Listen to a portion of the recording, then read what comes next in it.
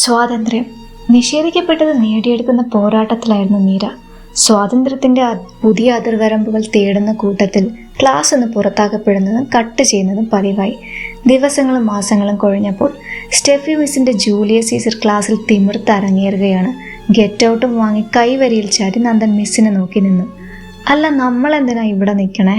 മീര ക്ഷമയില്ലാതെ അവനെ നോക്കി. മിസ്സിന് ദയ തോന്നി ക്ലാസ്സിൽ കയറ്റിയാലോ? അവര് വിളിക്കുന്ന എനിക്ക് തോന്നണില്ല. അവരാ? പുതിയൊരു മീരയെ അറിഞ്ഞു തുടങ്ങുകയായിരുന്നു നന്ദൻ. പുതിയ മീരയെ ആവോളം ആസ്വദിക്കുകയായിരുന്നു അവൾ. ഈ മിസ്സുമാരെന്താ ഇങ്ങനെ? എങ്ങനെ? നന്ദൻ ആകാംക്ഷയോടെ അവളെ നോക്കി. ഫസ്റ്റ് ബെഞ്ചിലിരുന്നപ്പോൾ എന്ത് കാര്യമായിരുന്നു? അപ്പൊ താൻ സിനിമ പാട്ടും പാടിയിരിക്കുകയായിരുന്നില്ലല്ലോ. അവൾ കുസൃതിയോടെ അവനെ നോക്കി. വേറെ പാട്ട് പാടിയിരുന്നാൽ ഇപ്പൊ ക്ലാസ്സിൽ ഇരിക്കാമായിരുന്നു. പിടിച്ചത് തന്നെ പാടാൻ മുടിയും. നന്ദൻ മനഃപൂർവ്വം പാടുന്നതാണെന്ന് എനിക്കറിയാം, അതവനും അറിയാം. എന്തോ മറക്കാൻ പോവാന്ന് പറഞ്ഞിട്ട് അത് ചെയ്തോ നന്ദൻ? അവൾ വീണ്ടും കുസൃതിയോടെ നോക്കി. അവന്റെ കണ്ണിലും പുഞ്ചിരി തിളങ്ങി. മറക്കണോ? പിന്നെ മറക്കണ്ടേ? ഞാൻ മറക്കും. മറന്നേക്കുന്നേ. മറക്കും ഞാൻ. മറക്ക്. മറന്ന പാട്ടൊക്കെ താനേ ശരിയാവും. അവളെ അർത്ഥം വെച്ച് നോക്കി പെട്ടെന്ന് അവൻ മറ്റൊരു പാട്ട് പാടാൻ തുടങ്ങിയതും മീർ കൈവരിയിൽ തല വെച്ച് നോക്കി. കോരിച്ചൊരിയുന്ന മഴ.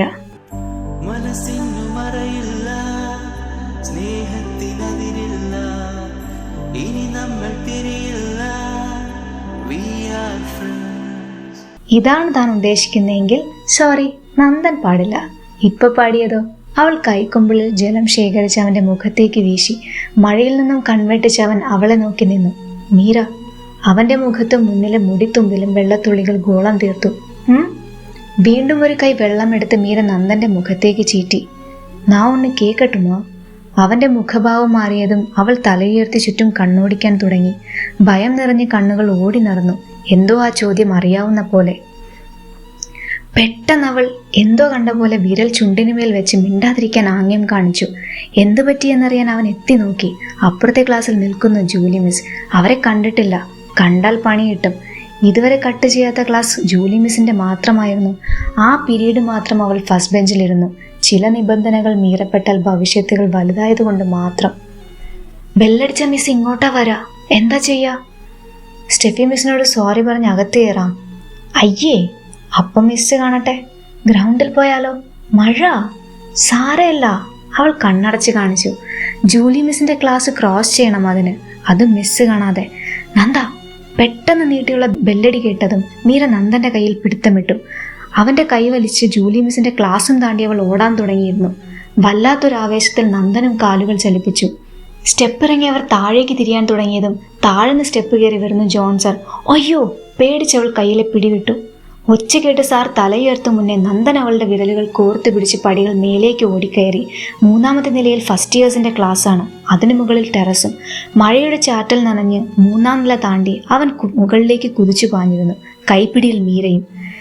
കൈവരിയുടെ വിടവിലൂടെ ടെറസിൽ നിന്ന് ഇറ്റിറ്റ് വീഴുന്ന തുള്ളികൾ പേറി അവർ വന്ന് നിന്നത് ടെറസിലേക്കുള്ള ഗ്രില്ലിലായിരുന്നു. ആർക്കും പ്രവേശനമില്ലാത്തതിനാൽ അടച്ചിട്ടേക്കുവാണ്. ഓടി വന്നതിന്റെ കിതപ്പ് രണ്ടുപേർക്കുമുണ്ട്. അതിലേറെ പേടിയും. ആരും കയറി വരാത്ത സ്ഥലം. ആരെങ്കിലും കണ്ടാൽ. പ്രഷർ വകവയ്ക്കാതെ നന്ദൻ ഗ്രില്ലിൽ ചാരി നിന്നു. നനഞ്ഞ മുടിയിൽ വിരൽ കോർത്ത് കുടഞ്ഞ് മീരയെ നോക്കി. അവൾ കൈവിരയിൽ പിടിച്ചു നിൽക്കുന്നു. കീഴെ പോണുമാ? കൈകൾ വിറയ്ക്കുന്ന കണ്ടവൻ ചോദിച്ചു. ജോൺ സാർ നമ്മുടെ ക്ലാസ്സിലേക്കാ പോയേ. ഇപ്പൊ പോയാൽ അയാൾ ചോദിക്കും. മഴ നനഞ്ഞു കണ്ടാൽ ഉറപ്പായിട്ടും ചോദിക്കും. ഇങ്ങ ഉക്കാറിലാമോ അപ്പോ? അവൾ തലയാട്ടി. രണ്ടുപേരും സ്റ്റെപ്പിൽ ഓരോ വശത്തായി ഇരുന്നു. പിന്നിൽ നിന്നും തണുത്ത കാറ്റ് വീശിയടിച്ചു കൊണ്ടിരുന്നു. അല്ലെങ്കിൽ താഴെ പോവാം. പെട്ടെന്നെന്തോ ആലോചിച്ച് അവൾ പറഞ്ഞു. നന്ദനെ നോക്കുന്നില്ല. അത് മാത്രം മതി അവൻ ഊഹിക്കാൻ. അത്രത്തോളം അറിഞ്ഞിരിക്കുന്നു അവളെ. നാ ഒന്നും കേൾക്ക പോറതില്ല. ഭയപ്പെടാതെ. നന്ദൻ ചോദിക്കേണ്ടതുണ്ടോ? അവൾ കണ്ടിട്ടുള്ളതിൽ വെച്ച് ഏറ്റവും എളുപ്പത്തിൽ ഭാവങ്ങൾ വായിച്ചെടുക്കാൻ പറ്റുന്നത് അവനിലല്ലേ? മീര മുഖമുയർത്തി നോക്കി. ഇപ്പോഴുമുണ്ട് ആ ചോദ്യം. Why are you doing this to me? പക്ഷെ അവൻ ചോദിക്കില്ല.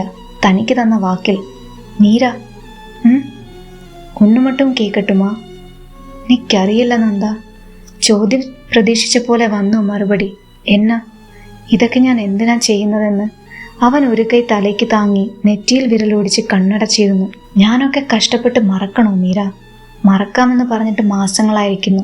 മറക്കുന്നതിനേക്കാൾ 10 മടങ്ങ് അവളോട് അടുത്തിരിക്കുന്നു. എത്രയോ പാട്ടുകൾ ഒരുമിച്ച് പാടിയേക്കുന്നു. ഒരേ പാത്രത്തിൽ ഭക്ഷണം കഴിച്ചേക്കുന്നു. ഇതൊക്കെ എന്നാളും വേണ്ടേ? ഇതിനൊക്കെ ഒരു അർത്ഥവും വേണ്ടേ? മീര, എനിക്കറിയില്ല നന്ദ. എപ്പോ തിരിയും? അറിയില്ല. നിർവികാരനായി അവൻ ഗ്രില്ലിന് പുറത്തേക്ക് നോക്കി. കുറച്ചു മാസം കഴിഞ്ഞാൽ ഈ +2 കഴിയും. അതിനുശേഷം നമ്മൾ കാണുമെന്ന് പോലും അറിയില്ല മീര. അതിനു മുൻപെങ്കിലും താൻ എന്തേലും പറയോ? നന്ദ, ഫെയർവെൽ. അവൻ ഉമിനീരിറക്കി. അന്നെങ്കിലും പറഞ്ഞിട്ടില്ലേൽ പിന്നെന്ന് പറയാനാ മീര? കണ്ണും പൂട്ടി നന്ദൻ ചുമരിൽ ചാരിയിരുന്നു. താൻ കാരണം ഒരുത്തൻ വീർപ്പ് മുട്ടുന്നത് അവൾ നിസ്സഹായായി നോക്കിക്കണ്ടു. മുടിയിലെ ജലകണങ്ങൾ അവന്റെ മൂക്കിലൂടെ ഒലിച്ചിറങ്ങുന്നു. ഒരു മറുപടി അവൻ അർഹിക്കുന്നില്ലേ? ഒരുതരം വിങ്ങൽ അവൾക്കും അനുഭവപ്പെട്ടു. ഫെയർവെല്ലിന് ഞാൻ പറയാം നന്ദ. ശരിക്കും? അവൻ കണ്ണു തുറന്ന് നോക്കി. ഉറപ്പ്. തീരുമാനങ്ങളിലെ ദൃഢത പുതിയ മീര നേടിയെടുത്തതാണ്. അത് കണ്ട് സന്തോഷിക്കണോ എന്നറിയാതെ നന്ദൻ മീരയെ നോക്കി. താൻ അവളെ നിർബന്ധിക്കുവാണോ? ഒരു മറുപടി അത്ര വലിയ ബാധ്യതയാണോ? ഞാനൊക്കെ കഷ്ടപ്പെട്ട് മറക്കണോ മീര? മാറോട് തലയണയെ ചേർത്ത് പിടിച്ചവൾ ജനലിൽ നോക്കിക്കിടന്നു. ഗ്ലാസിനപ്പുറത്തെ പൂർണ്ണചന്ദ്രൻ പ്രകാശിച്ചു നിന്നു. ചുറ്റുമുള്ള ഇരുട്ടിൽ മീര ഉത്തരങ്ങൾ തേടി. എന്തിനാ അവനോട് ഈ ക്രൂരത? തുറന്നു പറയാൻ എന്താ തന്നെ തടുക്കുന്നേ? ഓരോ ചിരിയിലും തമാശയിലും തന്നെ കൂട്ടുചേർത്ത ഒരുത്തൻ അവളെ മാത്രം ഗെറ്റൗട്ട് പറയുമ്പോൾ, മിസ് ഞാനാ ബഹളം വെച്ചേ എന്ന് പറഞ്ഞ് അവളുടെ കൂടെ ക്ലാസ്സിന് പുറത്തു നിന്നവൻ. ആൻഡോ തൻ്റെ ഫുഡിന്ന് കൈയിട്ട് വാരുമ്പോൾ അവൻ്റെ പൊതി തനിക്കായി മാറ്റി വെച്ചവൻ. നന്ദനെ അറിയാൻ ഇതിൽ കൂടുതൽ എന്ത് വേണം? അത് അറിയിച്ചത് ജൂലി മിസ്സാണ്. നന്ദന്റെ ബെഞ്ചിൽ മീര ഇടം പിടിച്ച ആ ദിനങ്ങൾ. നമ്മുടെ +1 റിസൾട്ട് ഇന്ന് വരുംന്ന്. പിന്നെ നന്ദനോട് ലാബിലേക്ക് ചെല്ലാൻ പറഞ്ഞു ജൂലി മിസ്. പെട്ടെന്ന് വാതിൽക്കൽ പ്രത്യക്ഷപ്പെട്ടതാണ് ആമി. കേട്ടതും ഇടുത്തി വീണ പോലെ നന്ദൻ മീരയെ നോക്ക പോലും ചെയ്യാതെ കമ്പ്യൂട്ടർ ലാബിലേക്ക് ഓടുകയായിരുന്നു. ആൻഡോ പിന്നാലെയും. വലിയൊരു ലിസ്റ്റും കയ്യിൽ പിടിച്ച് ജൂലി മിസ് ലാബിൽ കമ്പ്യൂട്ടറിൽ ഉറ്റുനോക്കി ഇരിപ്പാണ്. ഷൂ പുറത്തിട്ട് അവൻ അകത്തേക്ക് കയറി. ആൻഡോ പുറത്തു തന്നെ നിന്നു. മിസ്, വാ നന്ദ. അസാധാരണമായ സന്തോഷത്തിലാണ് മിസ് വിളിപ്പിച്ചത്. ഇരിക്കെ, ഞാൻ നിങ്ങളുടെ റിസൾട്ട് നോക്കുമായിരുന്നു. നന്ദന്റെ ഹൃദയം കുതിച്ചു പൊട്ടാറായിരുന്നു.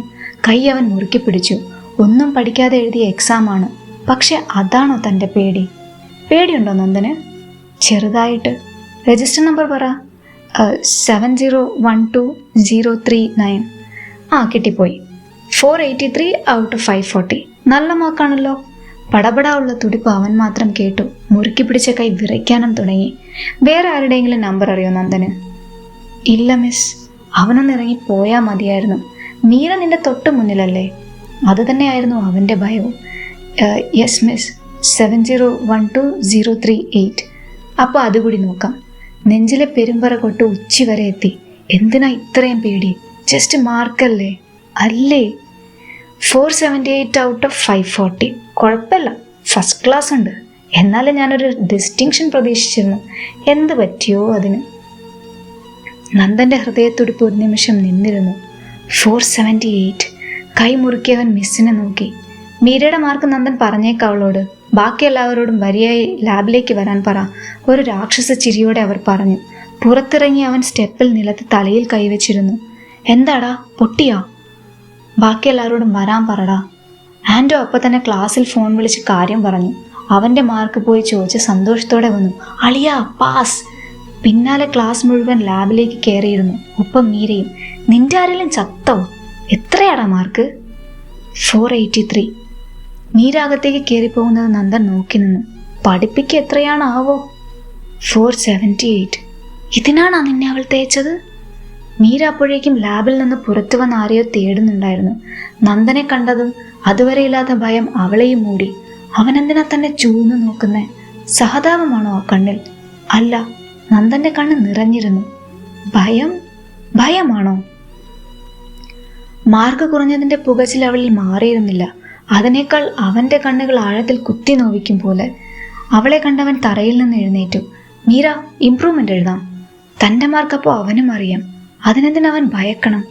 അവൾ അവൻ്റെ കണ്ണുകളിലേക്ക് വീണ്ടും നോക്കി. നന്ദൻ എഴുതുന്നോ? ചുമ്മാ രണ്ടുപേർക്കും എഴുതാം. എഴുതാം. കേട്ടതും അവൻ്റെ മുഖത്ത് പറന്ന കുളിര്. അതെന്താ അങ്ങനെ? മീരെ, നിനക്കെത്രയാ? ആമി വിളിച്ചു കേട്ടവൾ തിരിഞ്ഞു. അതേസമയം ആൻഡോ നന്ദനെ തന്നെ തുറിച്ചു നോക്കുന്നുണ്ടായിരുന്നു. എന്താടാ നടക്കണേ? അവൻ്റെ കൈ നന്ദന്റെ കോളറിൽ പിടിമുറുക്കി. ആൻഡോ, കൈയെടുക്ക്. നിനക്ക് പോലും വിശ്വാസമില്ലെങ്കിൽ പിന്നെ എന്തിനാടാ കൊണ്ടു നടക്കണേ? നന്ദനെ പിന്നിലേക്ക് തള്ളി ആൻഡോ നടക്കുന്ന കണ്ടാണ് മീര തിരിഞ്ഞത്. എന്തുപറ്റി? നത്തിങ്. നന്ദൻ ക്ലാസ്സിലേക്ക് നടന്നു പോകുന്നത് അവൾ നോക്കി നിന്നു. എന്ത് വിശ്വാസത്തിന്റെ കാര്യം അവർ സംസാരിച്ചേ? നന്ദൻ എന്തിനാ ഭയപ്പെടുന്നേ? എന്തിനാ തന്നോട് മറയ്ക്കുന്നേ? ഒരുപക്ഷെ താൻ ഉപേക്ഷിക്കുമെന്ന് കരുതിയാണോ? ഒരിക്കൽ ഉപേക്ഷിച്ച പോലെ വീണ്ടും അവനെ കളയുമെന്ന് അവൻ കരുതുന്നുണ്ടോ? അതും മാർക്കിന്റെ പേരിൽ. കരുതിയാൽ തെറ്റുണ്ടോ മീര? വീണ്ടും അവനെ താൻ ഉപേക്ഷിക്കില്ലെന്ന് എന്താ ഉറപ്പ്? വീണ്ടും ആശ കൊടുത്ത് അവനെ ദ്രോഹിക്കില്ലെന്ന് എന്താ ഉറപ്പ്? തലയിണയെ അവൾ മുറുക്കി തന്നെ പിടിച്ചിരുന്നു. ആരതിക്ക് 9ാം മാസമായതിനാൽ രേവതിയും ശേഖരനും അവളുടെ വീട്ടിലേക്ക് താമസം മാറി. അതോടെ വീട്ടിലെ കാര്യങ്ങൾ നോക്കുന്നത് രാജീവനും രാധികയുമായി. മീര പരീക്ഷയുടെ തിരക്കിലും. Final exam. ആൻഡോയ്ക്ക് ലാബ് എക്സാം രാവിലെയും മീരയ്ക്ക് ഉച്ചയ്ക്കും. അതുകൊണ്ട് പരീക്ഷയ്ക്ക് പോകണമെങ്കിൽ രാജീവൻ കൊണ്ടാക്കണം. ഈ ഏട്ടൻ എന്തെങ്ങാനും വരോ? ഏട്ടത്തി. രാധികയുടെ ഒരു അനക്കവും ഇല്ലാതെ അടുക്കളയിലേക്ക് നടന്ന മീര കാഴ്ച കണ്ട് ഞെട്ടി നിന്നു. എന്തു പറ്റി ഏട്ടത്തി? വർക്കിംഗ് ഏരിയയിൽ നിന്ന് ആരും കാണാതെ കരയുന്നു രാധിക. മീരയെ കണ്ടതും അവൾ കണ്ടുറച്ച് ചിരി വരുത്താൻ ശ്രമിച്ചു. മീര ഇതുവരെ പോയില്ലേ? അന്തം വിട്ട് എന്തു പറയണമെന്നറിയാതെ നിന്നു മീര. ഏട്ടൻ എന്തിനേലും വഴക്ക് പറഞ്ഞു ഏട്ടത്തി? ഹേയ്, അവർക്കിടയിൽ ചെറിയ പ്രശ്നങ്ങളുണ്ടെന്ന് അവൾക്കും തോന്നിയിട്ടുണ്ട്.